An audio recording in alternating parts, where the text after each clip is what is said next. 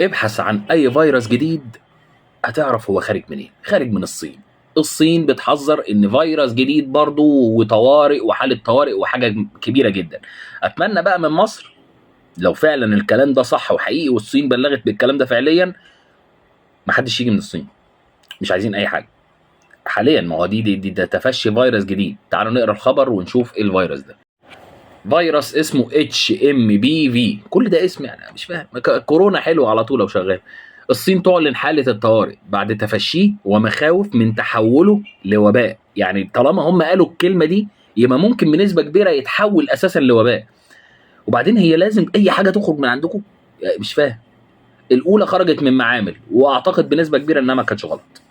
يعني بنسبة كبيرة الخروج ما كانش غلط. الخروج كان مقصود عشان يعني إذا وفقت وقلت الصح يبقى من عند ربنا، وإن قلت الخطأ فمن عند نفسي. شراء الشركات الأمريكية ببخس التراب. اشتروا كل الشركات الأمريكية هناك بفلوس ملهاش لازمة. دي كانت حاجة. تاني حاجة أدوية جديدة وشغل جديد وحاجات جديدة، ويقللوا مثلا من البشر زي ما بيقولوا على طول.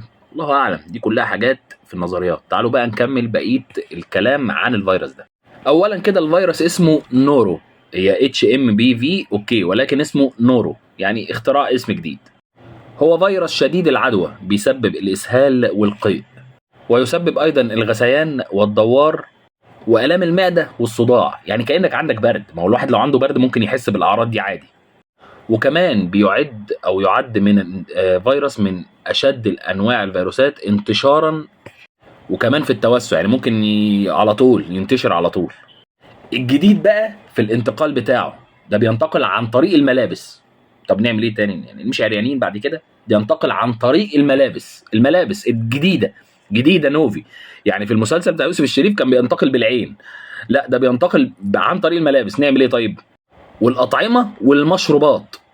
طب يعني ملوش حل كده، ملوش حل.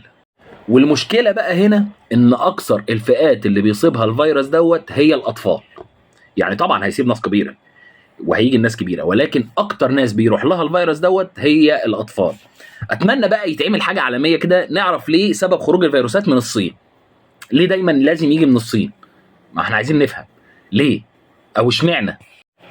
المشكله الوحيده ان الصين الوحيده اللي اعلنت عن الكلام دوت، والخوف ان هو ينتشر بقى في دول تانية. ناس مسافره ده بيسبب يعني الفيروس بينتقل عن طريق اللبس، يعني مش عن طريق كحه ولا مش عارف ايه، لا ده عن طريق اللبس والمأكولات والمشروبات الثلاثه مع بعض.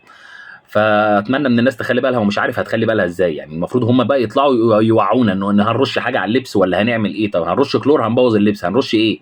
هنرش كحول ولا بيموت ازاي الفيروس؟ هو كده كده اي فيروس في العالم المفروض معروف انه بيموت لو اتحط عليه صابون او اتحط عليه كحول بنسبه معينه في وقت معين في خلال 30 سنه و40 سنه بيموت. ولكن الفكره كلها لو انتقل لحد بتبقى دي الصعوبه بقى في الخروج، لانه بيخش جوه وينتشر.